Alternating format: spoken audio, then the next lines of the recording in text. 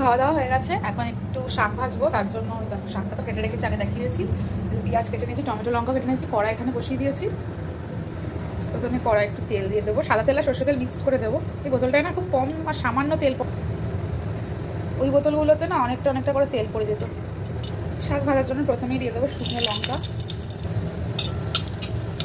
এরপর দিয়ে দেবো কিছুটা পেঁয়াজ,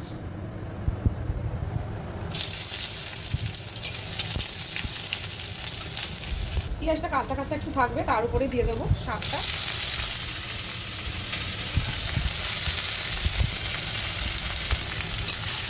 চাল ধোয়া হয়ে গেছে, এখানে মেয়ের মাংসটাও ধোয়া হয়ে গেছে। আর মেয়ের এই যে মেটে দিয়েছি, বড়রা বলে নাকি মেটে খাওয়ানো উচিত বাচ্চাদের, কিন্তু মেটেটাকে না আমি একটু জল দিয়ে ফুটিয়ে নেবো, গরম জল দিয়ে। এখানে আদা রসুন বাটা সব রেডি, এগুলো আমি আগে থেকে রেডি করে ফ্রিজে রেখে দিই কন্টেনারে করে। কড়া বসিয়ে দিয়েছি, আগে মেয়ে রান্নাটা করে নেবো, তারপরে আমাদের রান্নাটা ও এসে করবে। মেয়েটাকে ফোটাবো বলে এখানে গরম জল বসিয়ে দিয়েছি। আর এখানে মেয়ের মাংসটা করার জন্য প্রথমে কড়াইয়ে সামান্য চিড়ে দিয়েছি আর পেঁয়াজ দিয়েছি, এরপরে আলুটা এর মধ্যে দিয়ে ভেজে নিয়ে মশলা কষিয়ে মাংসটা করে নেবো, প্রেশার কুকারে সিটি মেরে নেবো। দেখো মেটেটা তোমরা যদি বাড়িতে বাচ্চাদের খাওয়াও না, এরকম করে খাওয়াবে।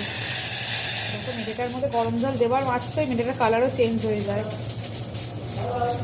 আলু পেঁয়াজ টমেটো আদা রসুন বাটা মশলাপাতি সব দিয়ে দেখো কষিয়ে নিয়েছি। একদম সামান্য মশলা দিয়ে রান্না করি মেয়ের, কারণ ওকে তো অত রিচ খাওয়ানো উচিত না।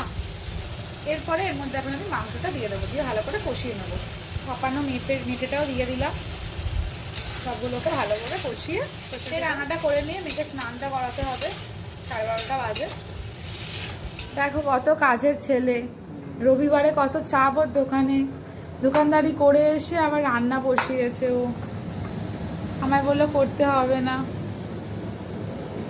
কালবাট মুরগি করবে বলে প্রেশার কুকারে দিয়েছে, তা যাতে তাড়াতাড়ি সিদ্ধ হয়, কারণ এখন সময় খুবই কম হাতে। দেখো এখন 2টো বেজে গেছে, আর রান্না কখন হবে, নাহলে খাবো কখন?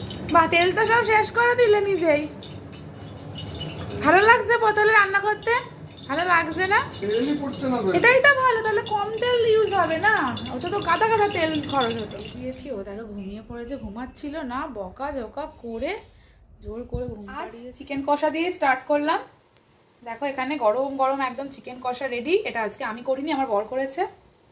চলো এখানে কি করেছি তোমাদেরকে দেখাই। এখানে করেছি লাল শাক ভাজা, টমেটোর চাটনি, এটা মেয়ের মুরগির মাংস পাতলা করে, আর এটা তো সবাই জানো সাদা ভাত। আর এখানে আছে চালতার আচার, এটা মা করে পাঠিয়েছে।